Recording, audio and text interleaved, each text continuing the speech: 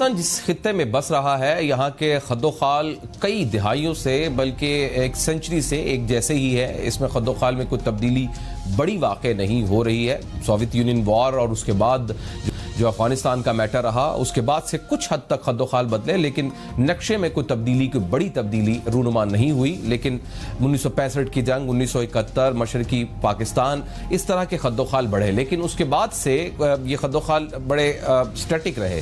लेकिन अब की जो सूरत हाल बन रही है, इसमें पूरे खित्ते के जो खद्दोखाल हैं वो यकसर आहिस्ता आहिस्ता तब्दील होते हुए नजर आ रहे हैं। इंडिया ने बुध को दुनिया के जदीद तरीन लड़ाका जेट्स में शुमार होने वाले 5 जो फ्रेंच जंगी तैयारे हैं, फ्रांसीसी जंगी तैयारे हैं, अपनी फजाइया में शामिल किए हैं। ये तैयारे फ्रांस से प्रवास करते हुए बुध को अंबाला के फजाई अड्डे पर पहुंचे और इंडिया ने फ्रांस के साथ तकरीबन 60,000 करोड़ रुपए की मालियत के 36 राफेल जंगी जहाजों की खरीदारी का सौदा किया है और ये 5 तैयारे इसी सौदे का हिस्सा हैं जो भारत में पहुंचे हैं। अच्छा, बाकी जो तैयारे हैं वो आइंदा बरस के इख्तिताम तक इंडिया के हवाले किए जा सकते हैं।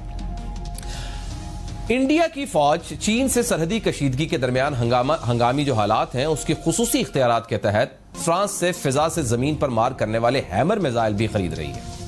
इंडियन फजाइया ने हाल ही में रूस से 21 इजाफी MiG-29 और 1200 खोई Su-30 MKI जंगी तैयारे खरीदने का भी फैसला किया है।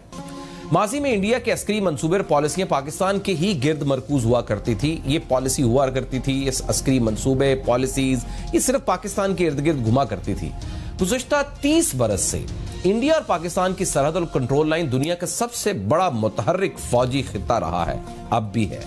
कोई बाज़ाब्ता जंग तो नहीं हुई, लेकिन बाज़ाब्ता जंग ना होने के बावजूद ये दुनिया की चंद खतरनाक तरीन सरहदों में से एक करार दी जाती है।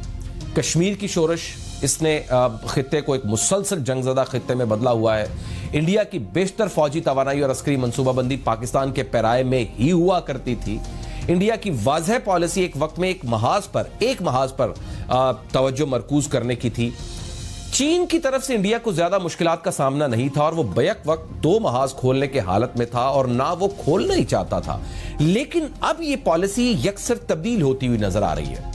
चीन से सरहदी तनाज़े के बावजूद गुज़श्ता 4 अशरों में दोनों मुल्कों की अफवाज के दरमियान सरहद पर कुछ संगीन नौयत का कोई टकराव नहीं हुआ था। लेकिन गुज़श्ता बरसों में चीन ने इंडिया से अपनी तकरीबन 3,800 किलोमीटर लंबी सरहद पर बड़ी बड़ी शाराएं तामीर की, हवाई पट्टियां बनाई, हेलीपैड्स बनाए, बड़ी तादाद में फौजियों को रहने के लिए ठिकाने तामीर किए और इसी मुद्दत में चीन का रवैया भी बदलता रहा और वो सरहद पर अपने दावों का इजहार ज्यादा शिद्दत से करने लगा है। हालिया बरसों में सिक्किम, ये जो अरुणाचल प्रदेश है, लद्दाख है, इसके बाद इलाके हैं, चीनी फौजी कई बार इन इलाकों में दाखिल हुए जिन्हें इंडिया अपना खित्ता समझता है या वो इसके कंट्रोल में थे। कई इलाकों पर चीनी जो एक्चुअल कंट्रोल लाइन है वो उसको पार करके इंडिया की जमीन पर भी काबिज हुए।